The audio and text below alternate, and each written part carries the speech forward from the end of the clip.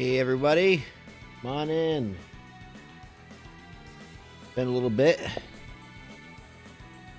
The translation chapters have been coming out a little slowly lately, so I took a little vacation from making content, streaming, talking about stuff, and I wasn't really left behind.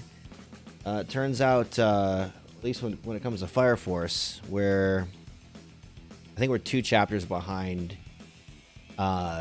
in Raws. And what I mean by that is the wonderful people who translate Fire Force for us are behind. So there's 2 Raws that are out that are untranslated.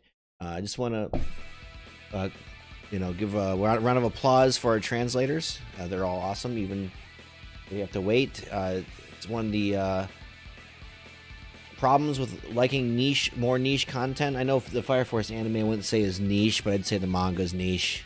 In terms of, like, if you watch Black Clover, for example, you get a translation. You get a fan translation, and then if you pay the $1.99 a month for Viz, which is what I do, you get it every Sunday. So, just part of the game. But so I'm going to be going over chapter 259 and 260 for Fire Force today. And I have peeked both of the Raws, so I know what happens. So I'm not going to be making any crazy predictions because I already know what happens. But I do want to go over these chapters, and there are a couple things that stick out that I think are mysteries that will probably remain mysteries. But we'll start there. So 259 starts out with Vulcan and Arthur still playing Dragon Question. And Arthur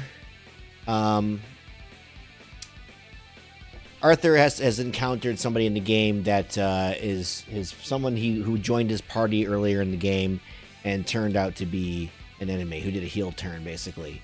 And in the real world, Rekka is now fighting Kareem, and his other friend, who is someone they've been friends with since childhood. So it's an ultimate betrayal here. But the question is this the Rekka they grew up with? Which I think everybody in the community, even now, is debating this, like I did the last time we talked about this. Like, is it a doppelganger? Is it Rekka that was the one that Shinra faced because Rekka got frozen and then got shot through the chest by arrow, leaving the hole that he has now in the fight? Or is it a apparition of what Kareem thinks of Rekka right in front of him? It just appeared.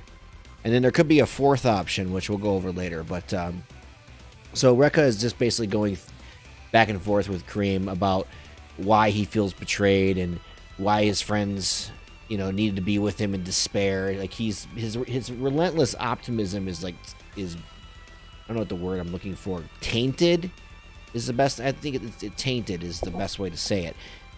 It's tainted in the sense that if Rekka had not been screwed with by Sumier, so later on in the chapter you find out that Sumier found Rekka early and was in the orphanage and then set him on his path with the White Clad. Even though he was working not in the shadows, he was working as like an undercover agent in the first. So if that had not happened, Rekka would be the most hopeful being on the planet. He would inspire hope in other people with his relentless optimism. And if you remember, when he was first introduced, Tamaki was obsessed with this guy, right? Before he did the horrible things to her.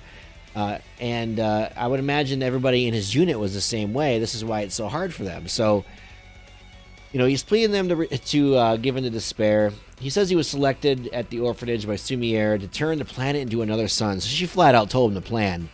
And he was born to create supreme despair. And he ate it up because he, in his heart, wants to save the world. And if you tell a young child that to save the world is to ascend the planet, so to say, into a big ball of fire, and if you also tell, he probably was told that people are evil or humans are evil, and this is the natural progression of human evolution, and we just have to keep this going because our current sun used to be an Earth, and it's a cycle, and it's going to go on and on and on.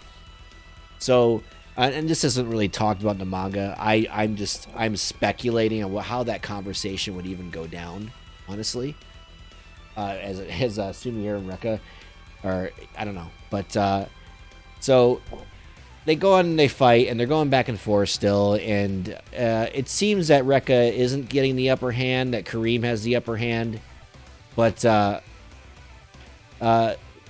they do say something interesting, that the hole in Rekka's chest must be a representation of Kareem's guilt. It's a hole in Kareem's own heart. So this statement can confirm the speculation that this is a apparition from what is in Kareem's subconscious. That's one theory. I have many theories on this. I'm going to give you one. So one of my earliest videos on Fire Force was about Shinra and Sho's mom, Mari, right? And if you go back to that chapter, there is a conversation with the doctor who is floored that it's true that this was a virgin birth, because they did tests on Mari and did find out that she was a virgin. And he mentions that earlier a baby was born on fire. And if that's true and not some sort of myth, I bet you that baby was Rekka. Which means, and this is speculation, this could not be anything. So don't fall in love with this idea. But, and it, you know, that could just be a colloquial story that the doctor is telling and never happened. But let's say it's true, that baby was Rekka. It would mean that Rekka is special, like Shinra and Sho. And it would supply energy to my theory that certain beings that are in the real world prior to the collision with Adola, that they were manifested of sorts from either subconscious desires of the current population, subconscious desires of the old population, the ones that got wiped out in the first cataclysm, or, you know, walking myths that live in Adola, because Adola is the realm of ideas, and any idea or any belief will show up there. So that's one of my theories. I'm not saying it's true. Kubo would be best to leave this a mystery and let people talk about it for eons upon eons if this is true, especially when you go back and reread and when you rewatch this. So flashback to Arthur. He's having a dilemma about this in the game. So everything that's happening in Dragon Question is having a parallel out in the world. So we saw Han versus his boss. Now we're seeing Rekka versus Kareem, and the main character in Dragon Question has to fight one of his friends, his party members. You know, Arthur's really struggling with this. He's like, is it truly permissible to use violence? If you don't beat him, we can't afford to move forward. He's like, it's a chance for the player to level up. There's no way to get around him. So he's Vulcan's taking a very practical game approach to this. Vulcan's thinking about game mechanics only, and Arthur's role-playing. Arthur is a pro role player. So he's putting feeling into what his digital character would feel about fighting his friend. Well, Vulcan's like, we gotta move on mechanically here to get stronger to beat the final boss. And then you get a flashback to Kareem and Rekka when they were younger, and how he was going to save all mankind. And you know, Kareem is just, he says Rekka's always been talking about his dream. And then Kareem kind of flips the script on him and says, I'll support your dream with all you got. Saying, you know, he'll save the world, but he's not going to do it the way Rekka's going to do it. He's not going to do it by plunging the population in despair, turning the earth into a sun and destroying everybody. And Rekka responds that he's your best friend after all. So this character of Rekka probably thinks that Kareem's giving in, but to what he wants to have done. But he pushes back and says, how your dream was envisioned, I wouldn't exactly call that saving the world. And so they go on, they battle, and the final chapter, 260, of this little small arc has the battle continuing, but there's a lot more going on here. Let's see here. Nope, that's not it. The fight's going on. Other people are onlooking. Let's see. Captain Huyan is basically talking to another subordinate. He wants to help, but he knows he has to stand back because this one-on-one battle is going to give the people that they're all trying to save hope. And so they keep battling, and eventually, Cream, second generation pyrokinetics, by the way, are super often overpowered compared to third sometimes, and Kareem is one of them, by the way. Like, it's kind of crazy. So eventually, Kareem gets the upper hand in Rekka. I'm kind of just going to speed through this chapter because it's a lot of just fighting and back and forth about despair, beliefs, dreams. Kareem having the ability to cool Rekka's hot fire, which is one of his, defining traits. But before Kareem does the final blow, he does say to this version of Rekka, or whatever it is, that their friendship was real, just like your hot-blooded attitude, just like your sense of justice. He says, you might not know the truth, and it might end up betraying your dream, but our friendship is unshakable and a true friendship, and that's good enough. And at that point, the hole in Rekka's heart starts to get frozen from Kareem's ability. And you get this kind of like, let's say Rekka right now is a ghost with unfinished business. You've heard that myth, right? Like, ghosts stay on the planet because they have things they were meant to do in life and they weren't able to do it. It's at this point, this version of Rekka seems to be like that. And at this final turn, it's like, I convinced my friend to save the world, maybe not the way I wanted, but he accepted my feelings. And he says, I never thought you'd betray me. And then he speaks out, keeping secrets from you guys made me feel so guilty. It felt like there was a hole in my heart. Because it's for our friendship that was true, and you all end up filling that hole. So the hole gets filled up with Kareem's ice. And then the rest of Rekka's body gets engulfed in ice. He says, that's how it has always was. The hotter I burn, the more you'd cool me down. So showing that Kareem and Rekka were opposites, but they were complements to each other prior to Rekka going crazy. If Rekka went too far, Kareem pulled him back and cooled him down, basically. And in the end, Rekka this time shatters into a million pieces. Like, if you go back and watch that episode where he got frozen before and then got nuked by Arrow, you don't see the ice construct explode. You see it explode here. And so the battle's over, and Kareem is not feeling too good about him. He's like, I had to kill Rekka for a second time. Is this all there is to me? And then, he's doubting his place in the world right now. But I don't think this is shaking his hopeful attitude. You can doubt yourself and things that you have to do, but you aren't necessarily going to not push forward, so to say. You're not going to live in the past. What's done is done. That's how I took that final chapter. And then we go back to Dragon Question, and Arthur's having a hard time because he just beat his friend, and Vulcan's there to tell him that he did good, Arthur, and everything's going. So, and then Vulcan's starting to question what the heck they're doing, because he knows the world's ending, and he's like, what are we doing here? And then that's the end of these two chapters. And the next two chapters I peeked at are revolving mostly around Arthur and Vulcan. And the world, the gist I got. I don't want to comment until I can read. My hiragana is decent, but there are some kanji characters in this that I couldn't even translate myself. So I will leave it up to the people who are much better at me than those things, and then I will comment on them. So I'm going to wait till the translation comes out. And we're likely to be behind for a while now because I think the team is light right now, the translation team. So once again, round of applause to them. But the takeaway that I got from this chapter mostly is like the origin of Rekka, or Rekkas. Like, are we dealing with doppelgangers? Are we dealing with apparitions?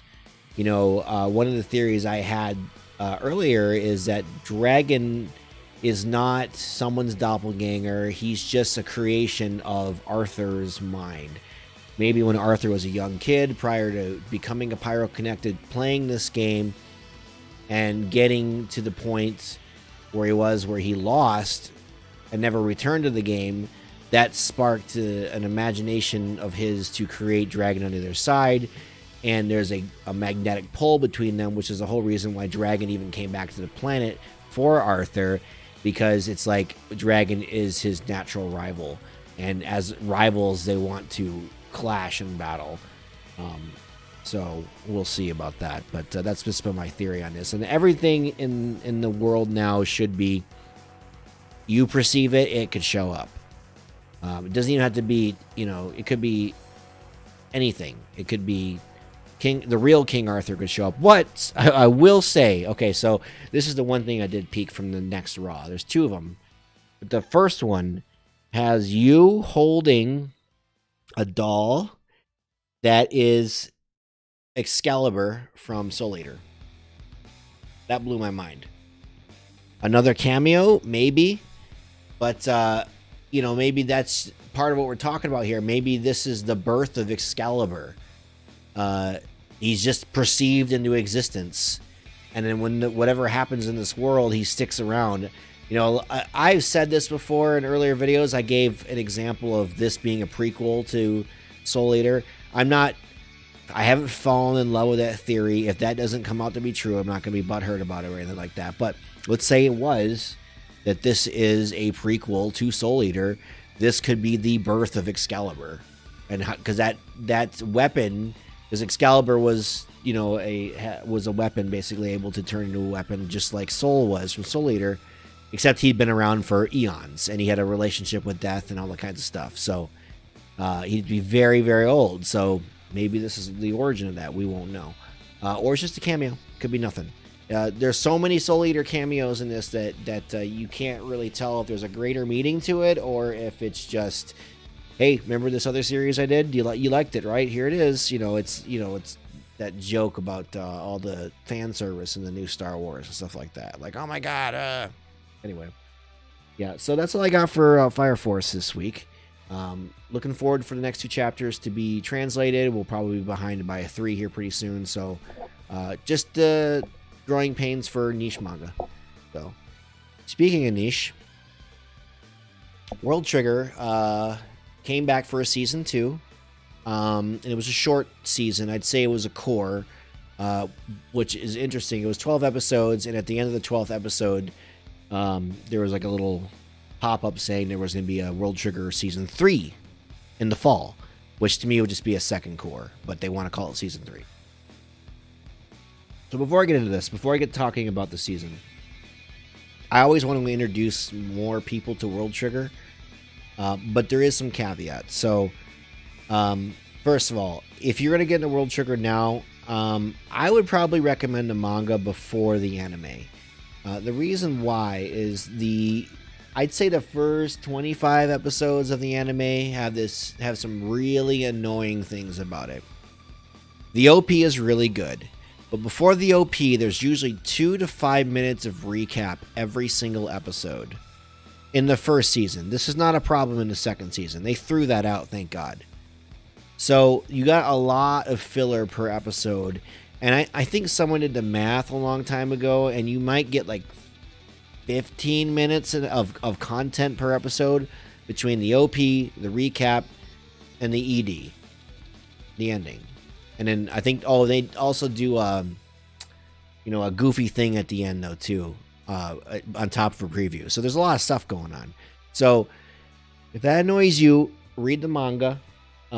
It's you can get it Shonen Jump, the $1.99 service that anybody can get to. You can also read Black Clover and Dr. Stone and a bunch of other cool stuff. But it's there. Second problem.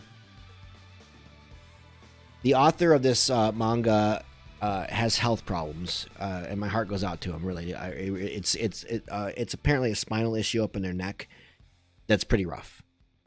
So World Trigger can potentially suffer from the same issues that Hunter x Hunter has, right? Probably not to the extreme, or worse, Berserk, right? And Mira still publishes 2 or 3 chapters a year. At least he has been the last 4 years. But World Trigger hasn't been that bad. But World Trigger started out as a weekly manga in Shonen Jump, and then the health issue started, and then there was a 2-year hiatus. So there's 2 years with no content whatsoever. And this is why the anime originally stopped. They had planned to keep this anime going because it had its own filler season. It's very similar to what just happened to Black Clover, which I'll talk about in a little bit. So, author goes on hiatus for 2 years, and then when he came back, they switched him to Jump Squared, so it became a monthly. But even then, it produced more content than most monthlies I'm used to. You would basically get 2 or 3 chapters worth in one monthly, based on how it used to be.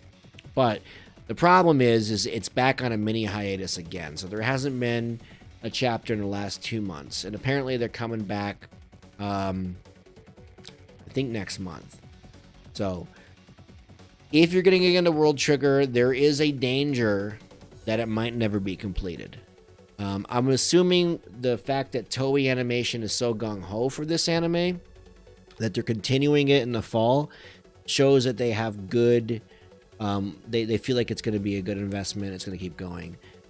What I would say, if I were in the author's position, if they could afford it, find somebody who can mimic your style, step back into a more writer, character design, and storyboarding position, and then go on that way. I think that's what Mira mainly does now. There is stuff that he still does by himself, but I think a lot of the work for Berserk is done by his assistants. So he might just be doing character design for new characters, storyboarding and writing, and then also drawing more on his own too. I don't know. I'm just speculating. So you guys, if you've heard other things you want to tell me I'm wrong, go for it. But yeah, so those are the dangers. Now the good things about World Trigger. So World Trigger is your typical shonen.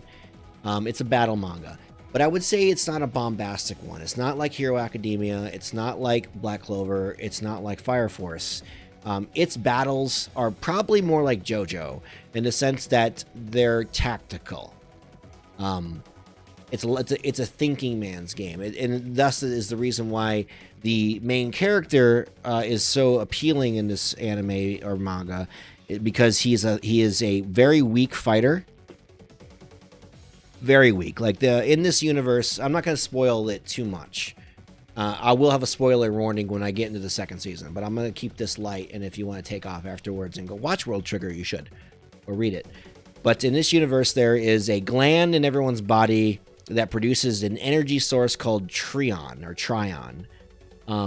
And to harness that Trion, they make what they call a trigger.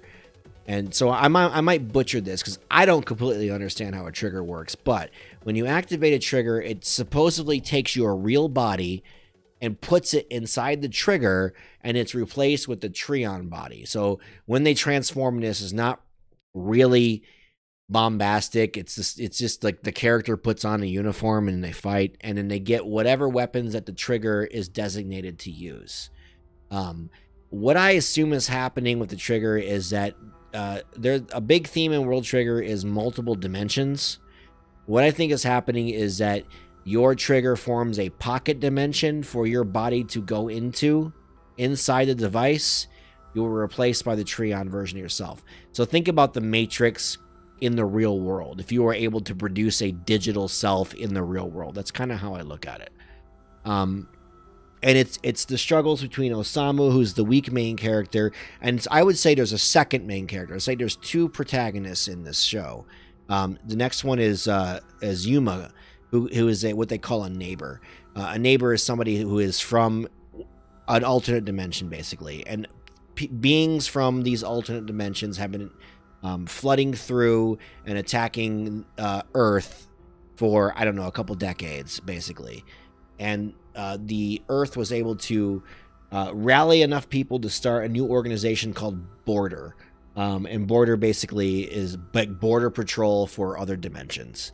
And so these other dimensional forces sent these things called Trion soldiers through that kidnap people. And the whole point of Osamu wanting to become a part of Border is to find a friend of his.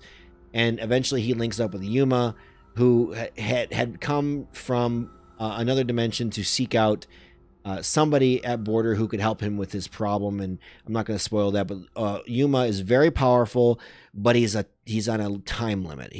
Every day he could be disappearing from this world.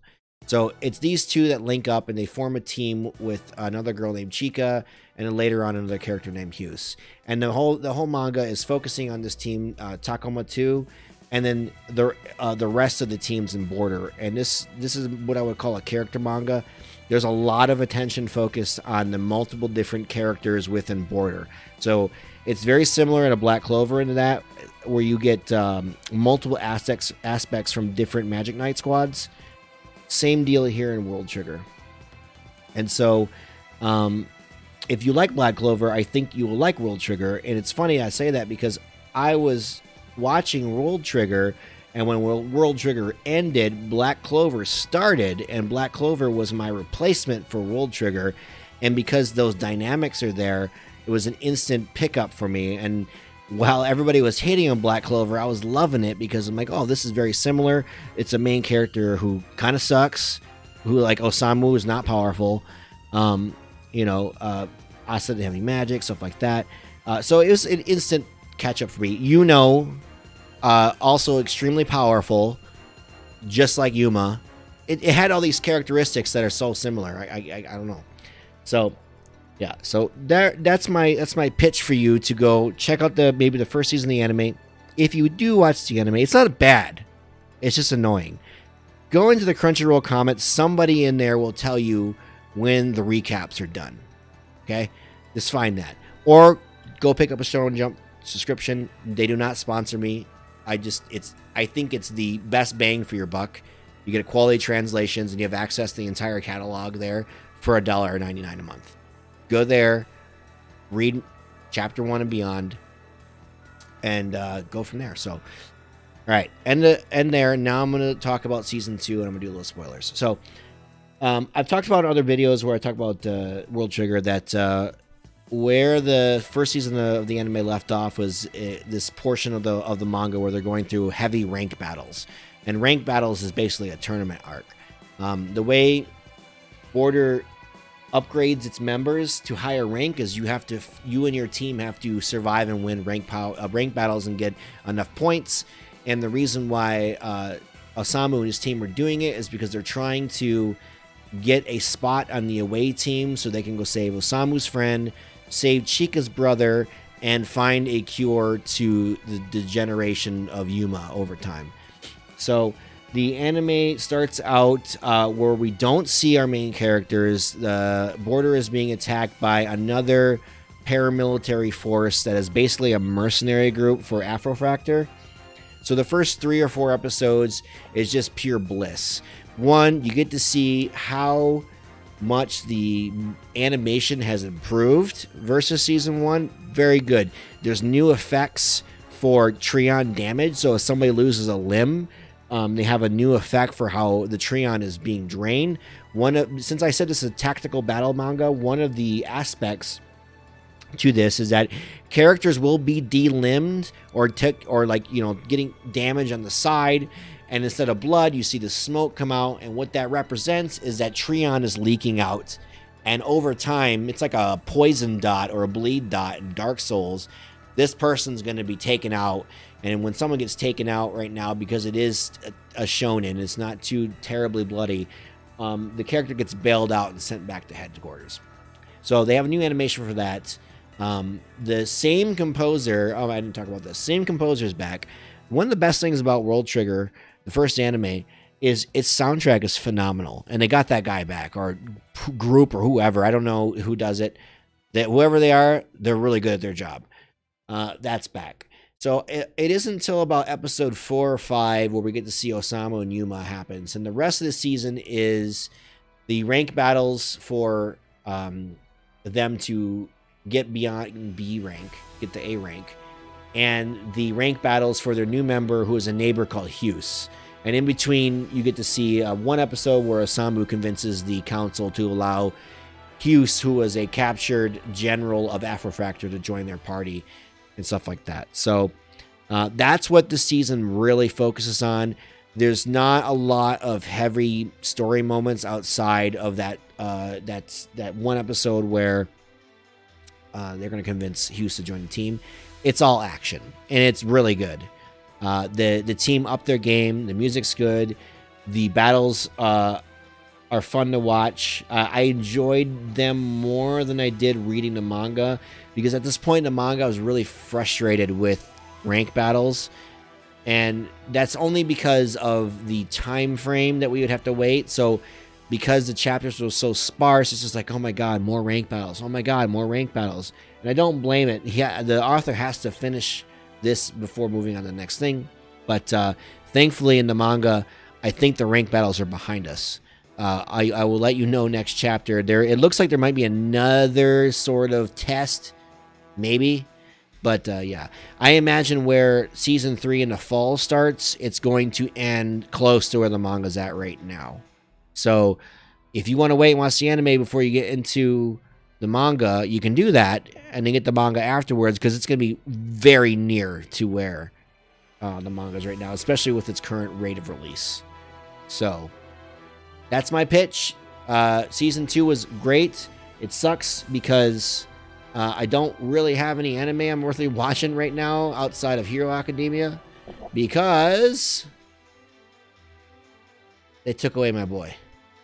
So this was the first week where we did not have Black Clover on Tuesdays, and it sucks. I'm not gonna lie, really sucks.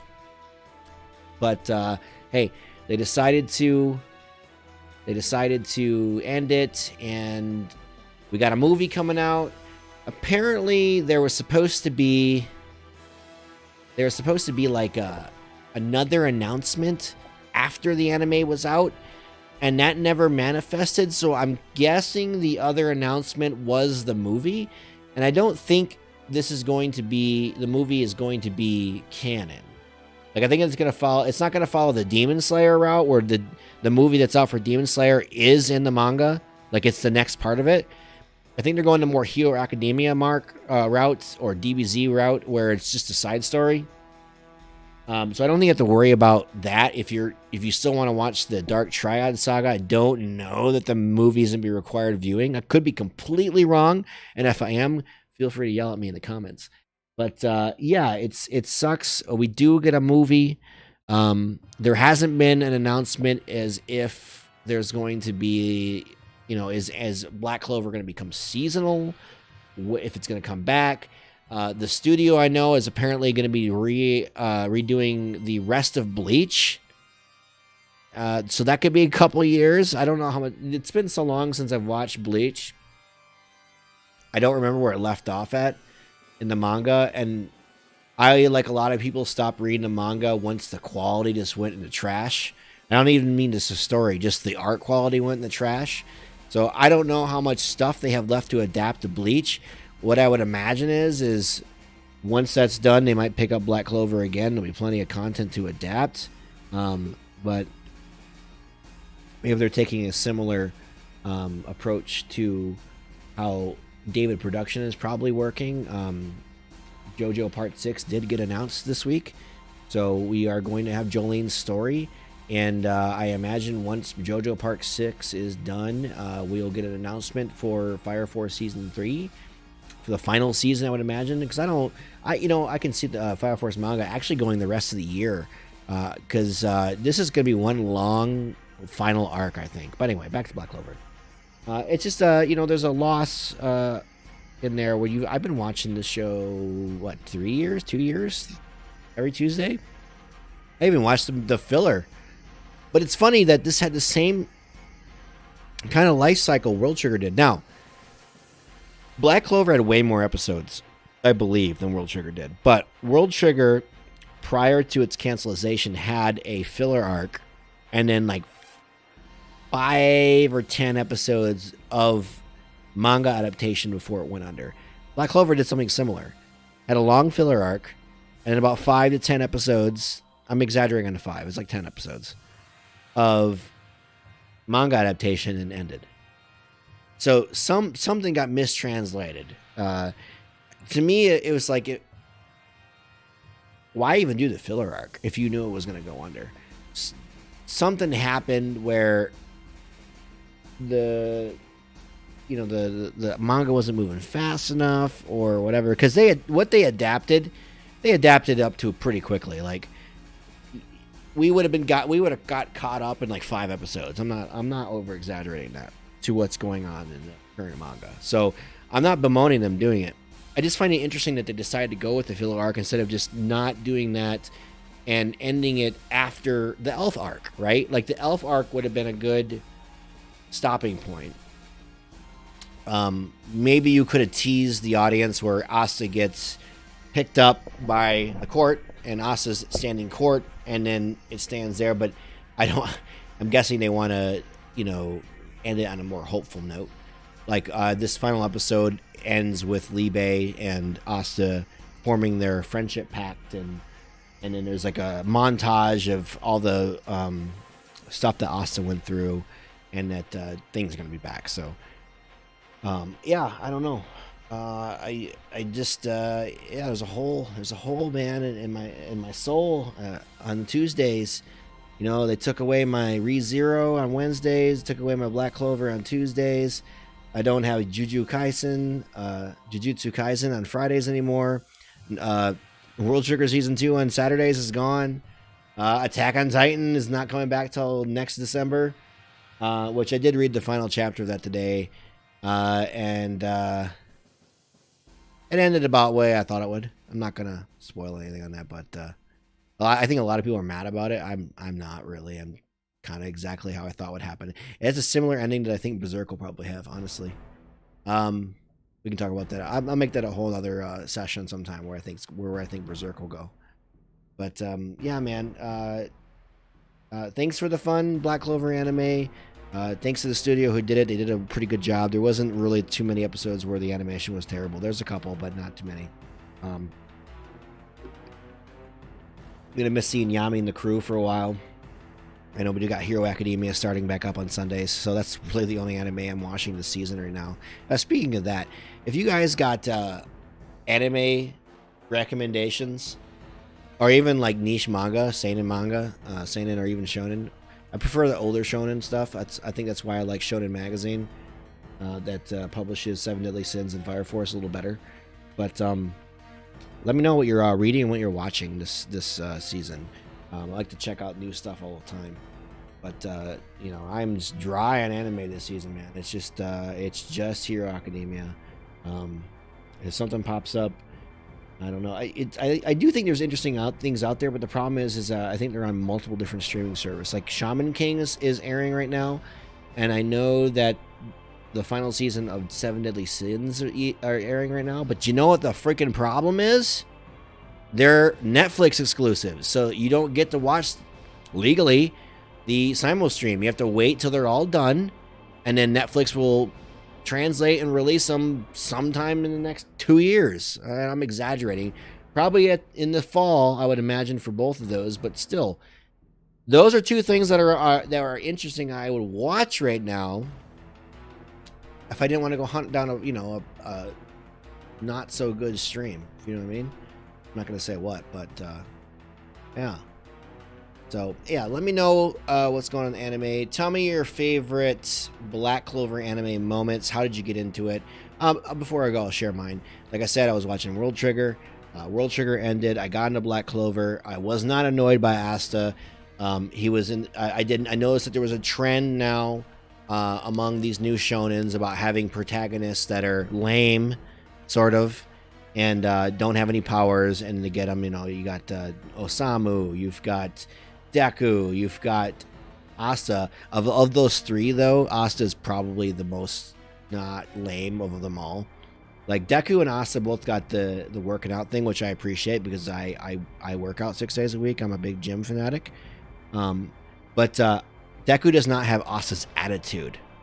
Deku is a little more sensitive. Asta is just, go out there and take the world by the balls. And Deku's not constantly mocked for being quirkless. Only by one person. He's mocked by Bakugo. The rest of the people don't know that. Everybody mocks Asta for having no magic, even with the demon. And even though he can whoop all their ass. So, and he still keeps a positive attitude. So maybe Deku just has super duper imposter syndrome. And his character just throws it.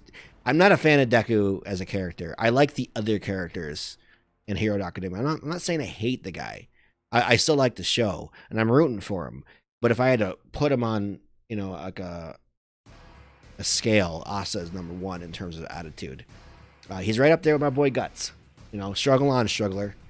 So, yeah. Anyway, I got into that. I liked Asta. It reminded me of World Sugar. The rival situation with Yuno showed up right away. And then the expansive cast of characters drew me in. They didn't really know where it was going up until until episode 4, and then they joined the Black Bulls, and you get to see the Misfits. And I think I was really hooked by the time that Noel and Magna go and Asta go to help that village, and Noel first does the Sea Dragon's lair. That's when I was really into it. I was like, okay, this is good. This is gonna be a good weekly to watch. So, tell me what got you into Black Clover anime, or were you a manga viewer first and you already knew about it? You knew it'd be popular. Tell me in the comments down below. And yeah, so. That's all I got for now. As soon as those other Fire Force chapters are out, I will get those up and we'll talk about them. I don't think I'm going to wait for 2 of them to come out. I'll probably just talk about them one by one. I don't know if I'll live stream them or do personal videos or whatever, but we'll get that going. So I hope you